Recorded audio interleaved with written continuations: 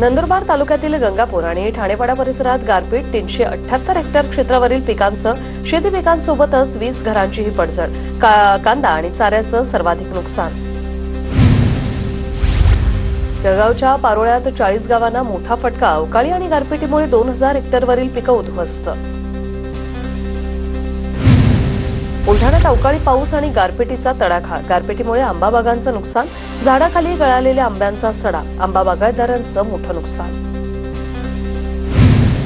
धुळे जिल्ह्यात अवकाळी वादळी वाऱ्यासह गारपीट, जिल्ह्यातील 3075 हेक्टर क्षेत्रातील कांदा, मका, बाजरी, पपई, केळी, ज्वारी आणि गहू पिकाचं नुकसान। रायगड जिल्ह्याला अवकाळी पावसाचा फटका, पेण तालुक्यातील जावळी गावात सर्वाधिक नुकसान, अनेक घरांचे पत्रे उडाले तर काहींच्या घराच्या भिंती देखील कोसळल्या। लातूर जिल्ह्यात अवकाळी पावसामुळे शेतकऱ्यांचं मोठं नुकसान, मंत्री बाबासाहेब पाटलांकडून नुकसानग्रस्त फळबाग आणि शेतीची पाहणी, घरावरील पत्रे उडाल्याने साठवून ठेवलेल्या अन्नधान्याचंही नुकसान।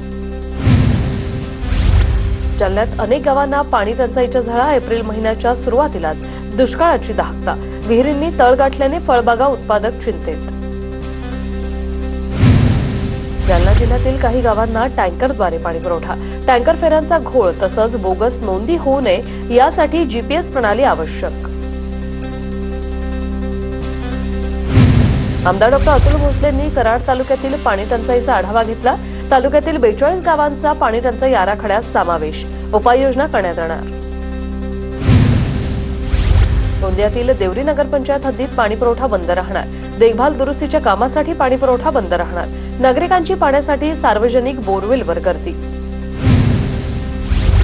नांदेडच्या ट्रॅक्टर अपघातास कारणीभूत असलेल्या चालकाला पोलिसांनी ताब्यात घेतलं, चालत्या ट्रॅक्टरमधून उडी मारून चालक फरार झाला होता। ट्रॅक्टर चालक नागेश आवटे सध्या पोलिसांच्या ताब्यात। रत्नागिरी जिल्हाधिकारी कार्यालयावरील जप्तीच्या कारवाईला स्थगिती, जप्तीच्या स्थगितीसाठी रत्नागिरीच्या जिल्हा न्यायालयात मागण्यात आली होती दाद। बिहाटे येथे रत्नसागर बीच रिसॉर्टचा अनधिकृत ताबा घेतल्याप्रकरणी दिले होते जप्तीचे आदेश। अहिल्यानगरच्या शिर्डीमधील काकडी विमानतळाजवळील गुंजाळवस्ती परिसरात दुहेरी हत्याकांड, पहाटे कुटुंबावर झालेल्या हल्ल्यात दोघांचा मृत्यू, हत्या ही दरोड्याच्या उद्देशाने झाली की पूर्ववैमनस्यातून याचा पोलिसांकडून तपास। नाशिकमध्ये अवैध खासगी सावकारांच्या घरावर पोलीस आणि सहकार विभागाची छापेमारी, पैसे वसुलीसाठी धमकावणं, महिलांसोबत गैरवर्तन, जीवे मारण्याची धमकी देण्याच्या तक्रारीनंतर पोलिसांकडून दखल। धाराशिवच्या परंडामधील रागे शिंदे महाविद्यालयातील मुलीचा मृत्यू, निरोप समारंभाचं भाषण करताना मुलीला चक्कर, उपचारादरम्यान मृत्यू, वर्षभरात असा मृत्यू झालेल्या या मुलीचं नाव। लातूरच्या गंजगोलाई बाजारपेठेतील जुनी 2 मजली इमारत कोसळली, इमारतीचा काही भाग रस्त्यावर कोसळला तर रिक्षा आणि 2 दुचाकी ढिगाऱ्याखाली दबल्या, इमारत कोसळल्याने 1 जण जखमी। जिल्ह्यातून तडीपार असलेल्या गुंड वाळू माफिया प्रल्हाद मरकड पुन्हा जेरबंद, तडीपारीच्या नियमांचं उल्लंघन करत नांदेड जिल्ह्यात प्रवेश केल्यामुळे गुंड मरकड यास अटक। कोल्हापूरच्या इचलकरंजी शहरातील पंचगंगा साखर कारखान्याचे संचालक मंडळ बरखास्त, केंद्रीय सहकार निवडणूक आयोगाकडून नव्याने निवडणूक घेण्याचे आदेश।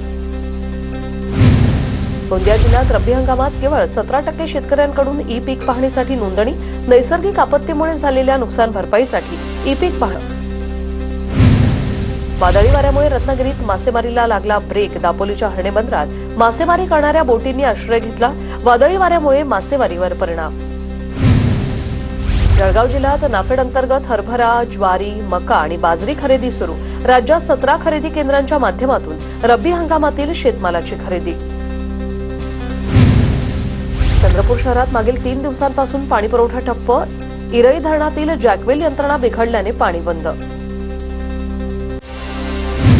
नंदुरबार नवापूर तालुक्यातील नागन मध्यम प्रकल्पाच्या 161 कोटींच्या खर्चाला मंजुरी, 26 दशलक्ष घनमीटर साठवण क्षमतेमुळे 2446 हेक्टर जमीन सिंचनाखाली येणार। बुलढाण्यातील उच्च शिक्षित तरुणाची आधुनिक शेतीतून आर्थिक उन्नती, फळबागेतून वर्षाला 40 लाखांचं निव्वळ उत्पन्न। भुसावळच्या हातनूर धरणातून पाण्याची आवर्तन सोडण्याची नागरिकांची मागणी, भुसावळकरांना पाणी टंचाईला सामोरं जावं लागण्याची शक्यता। अमरावती जिल्ह्यात तापमानाचा पारा पुन्हा 40 अंशावर, अमरावतीकरांना 4 दिवसांच्या ढगाळ वातावरणानंतर पुन्हा उन्हाचे चटके। जालन्याच्या परतूरमध्ये गटशिक्षणाधिकारी कार्यालयातील समन्वयक शिक्षकाकडून 1,34,00,000 अपहार झाल्यानंतर शिक्षण विभागाला खडबडून जात 3 दिवसात खुलासा करण्याचे आदेश.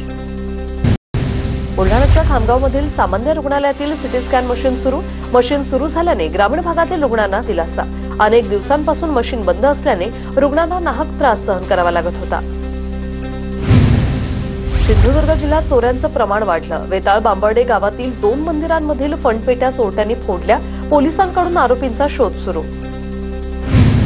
लातूरमध्ये वक्फ सुधारणा विधेयकाच्या विरोधात निदर्शनं. वक्फ बोर्डाच्या कामकाजातील हस्तक्षेपाला खपवून घेणार नाही, आंदोलकांचा इशारा. गडचिरोलीच्या वैनगंगा नदीपात्रात काँग्रेसचं आंदोलन. जिल्ह्याला पाणी टंचाईची समस्या भेडसावत असल्याने काँग्रेस आक्रमक. गोसेखुर्द धरणातून पाणी सोडण्याची मागणी. चंद्रपूरच्या कोरपना तालुक्यातील संजय गांधी निराधार लाभार्थ्यांचा तहसील कार्यालयावर मोर्चा. प्रलंबित समस्या सोडवण्याची मागणी. सिंधुदुर्गच्या दोडामार्ग सासुलीत पोटहिस्सा जमीन मोजणीला ग्रामस्थांचा कडाडून विरोध. पोलीस बळाचा वापर करून मोजणी केल्याचा ग्रामस्थांचा. भूमी अभिलेख अधिकाऱ्यांवर आरोप. रामनवमीच्या पार्श्वभूमीवर छत्रपती संभाजीनगरच्या किराडपुरा राम मंदिराला कडेकोट पोलीस बंदोबस्त. उद्या कोणताही अनुचित प्रकार घडू नये यासाठी पोलीस तैनात. अहिल्यानगर शहरात मोठा पोलीस बंदोबस्त तैनात करण्यात येणार. रामनवमी निमित्त कोणताही अनुचित प्रकार घडू नये यासाठी प्रशासनाची खबरदारी. अहिल्यानगरमध्ये रामनवमी मिरवणूक मार्गावरून घमासान. पोलीस प्रशासन आणि आमदार संग्राम जगतापांसह हिंदुत्ववादी संघटना यांच्यात संघर्ष.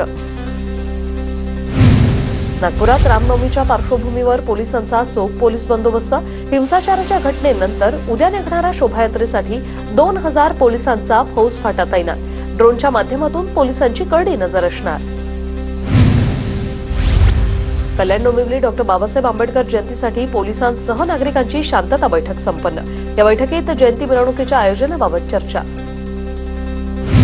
सांगलीच्या किर्लोस्करवाडीतील मायप्पा यात्रेस प्रारंभ. हजारो भाविकांची दर्शनाला गर्दी. नाशिक पुणे महामार्गावर साई भक्तांचा मेळा. लाखो भाविक पायी पालखीमध्ये सहभागी. रामनवमी उत्सवात साई दर्शनासाठी जाण्याची परंपरा. सांगलीच्या नागोठणेत श्री नागेश्वर भैरवनाथ आणि नाईकबा देवाची यात्रा उत्साहात संपन्न. यात्रेचं हजारो भाविकांनी दर्शन घेतलं. रामनवमी निमित्त गोंदिया शहरात भव्य बाईक रॅलीचं आयोजन. बाईक रॅलीत हजारोंच्या संख्येने युवकांचा सहभाग. डोक्यावर फेटा आणि हातात भगवा ध्वज घेऊन जल्लोष. रत्नागिरीच्या लांजा नगर पंचायतीकडून शहराचा प्रारूप विकास योजनेचा आराखडा जाहीर. नागरिकांना माहिती न देता आराखडा तयार झाल्याने नागरिकांमध्ये नाराजी. वाशिम नगर परिषदेकडून आतापर्यंत 13 कोटी रुपयांची वसुली. प्रभावी कारवाई आणि जनजागृती मोहिमेमुळे वसुलीचा दर 86%. दहिसरमधील झेप्टो कंपनीच्या गोदामावर मनसेची धडक. झेप्टोच्या गोदामात मनसेला उंदीर आढळलं. गोदामाची अवस्था पाहून मनसे आक्रमक.